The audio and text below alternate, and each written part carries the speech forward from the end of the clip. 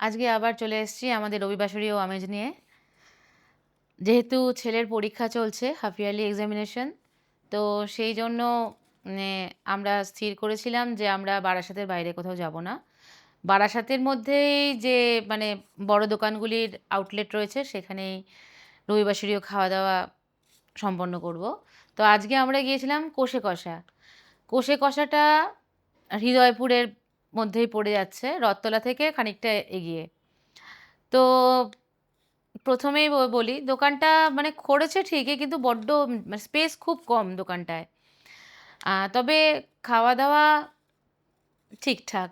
এবার আমি আসি মানে খাওয়া দাওয়ার বিশদ বিবরণে, আর আমরা যা যা নিলাম।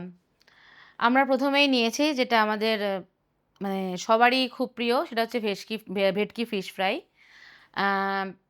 এবং তার সাথে আমরা অর্ডার করেছিলাম লুচি, পাঁঠার মাংস, কষা মাংস, কষা মুরগি, তার সাথে আমার হাজব্যান্ডের ফেভারিট ভাত, এবং তার সাথে কচুপাতা বাটা চিংড়ি। আর শেষ পাতে নেওয়া হয়েছিল বেকড রসগোল্লা। এবার খাওয়া দাওয়ার ব্যাপারে আসি। অরিজিনাল ভেটকি ইউজ না করেও যে একটা উপাদেয় ফিশ ফ্রাই বানানো যায়, সেটা এরা কষা কষা এটা করে দেখিয়ে দিল। ভেটকি অরিজিনাল আমার একদমই মনে হয়নি, কিন্তু খেতে ভীষণ ভালো হয়েছিল, খুবই উপাদেয়, একদম গরম গরম খাস্তা একদম। আর এবার মেন কোর্সে আসি। মেন কোর্সের যা ছিল, লুচি অ্যাজ ইউজুয়াল ভালো, মুরগি কষা ভালোই, আমার ছেলের ভালো লেগেছে, মানে ভালো। কিন্তু মানে যদি আমি কম্প্যারিজনে যাই, তো সপ্তপদীতে যে মানে চিকেন কষাটা আমরা খেয়েছিলাম, মানে আমি এখনও পর্যন্ত এত জায়গাতে তো খেলাম, এইরকম চিকেন কষা আমি আর কোথাও পাইনি। পাবো বলে তো আর মনেও হচ্ছে না অন্য কোথাও মানে এই ধরনের চিকেন পাবো কোথাও। আজকে চিকেন কষাটা ওই রকমই, সেই রকমই, মানে ঠিকই আছে যেরকম হয় আর কি। বরঞ্চ বলতে পারি যে সপ্তপদীরটাই হয়তো একটু ব্যতিক্রমী ছিল। আর তারপর আসি হচ্ছে আমার ফেভারিট মাটন কষায়।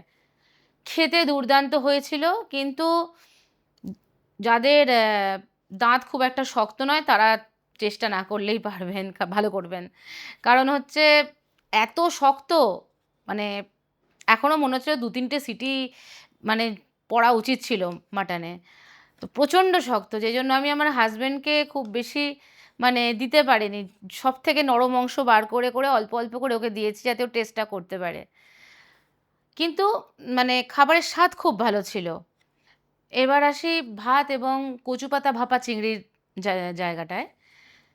খুবই ভালো খেতে, এবং ভরে ভরে চিংড়ি দেওয়া, ছোট ছোট চিংড়ি মাছে ভর্তি একদম। এটা খুব তৃপ্তি করে খাওয়ার মতো একটা, কি বলবো, আদ্যপান্ত বাঙালির একটা আইটেম। খেয়ে খুব আনন্দ পাবেন। অবশ্যই মানে এর সাথে মানে সাদা ভাতটাই কিন্তুই নিতে হবে। আপনি যদি কচুপাতা ভাপা চিংড়ি নেন, আপনাকে কিন্তু সাদা ভাতটাই নিতে হবে এটার অ্যাকচুয়াল আনন্দটা উপভোগ করার জন্য। এইবার আসি আমাদের যে মানে যে পথটি একদম এসেই সোজা একদম সেঞ্চুরি হাঁকিয়ে দিয়েছে, সেটা হলো বেকড রসগোল্লা। নর্মাল মিষ্টির দোকানে বেকড রসগোল্লা আমি খেয়েছি, আমার না খুব একটা ভালো মানে মনে হয়নি কোনো দিনই যে খুব ভালো কিছু হবে। আমার সেই ধারণা কষে কষা ভেঙে দিল। আমরা একটুখানি বোকাই বনে গেলাম বলতে পারেন। কারণ বেকড রসগোল্লা আমরা দুটো নিয়েছিলাম। কারণ আমি জানি আমার ছেলে নাক কুঁচকোবে, রসগোল্লা নেই, সে নাক কুঁচকোবে। তো যা যা থাকবে আমরা ৩ জন মিলে ভাগ করে খেয়ে নেব, যাই হোক না কেন।